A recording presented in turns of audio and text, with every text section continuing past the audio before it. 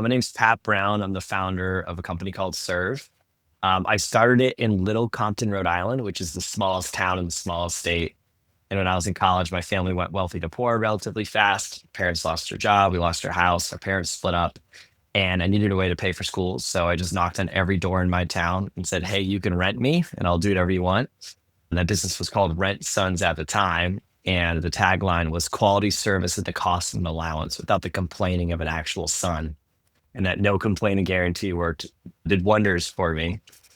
Always made sure I never complained, no matter how hard the No job plain was. guarantee. I like that. Yeah. And so I would generally, as I would knock on these doors, generally be older women answer the door, delighted to have me come do their to-do list. Well, there's weed the garden, clean the garage, put up the Christmas lights. I would come over on a weekly or monthly basis, and I loved it because I got to pay for school in cash. I got to build out meaningful relationships with people that became like family to me, especially as my home life was a little rocky.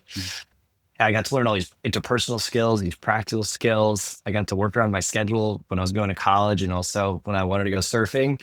And they loved it because they had a young person come over and do their to-do list projects and allow them to just age at home. They got to pour into me. They got to give me life advice. They got to have sort of jack of all trades, a one-stop shop for their whole home. And it became like really meaningful relationships to many of my homeowners, where now if I put you in my car and we drove around for a day, I could tell you a story of every homeowner. I can tell you about their kids, their families, people that have passed away. And I can't tell you what that does for my sense of belonging where I live, where I feel like I've provided a business that's a lifeline for so many people that if it went away, it would actually be really destructive to the community. So I think that's what I built there. And then we repeated it in other markets when we started franchising.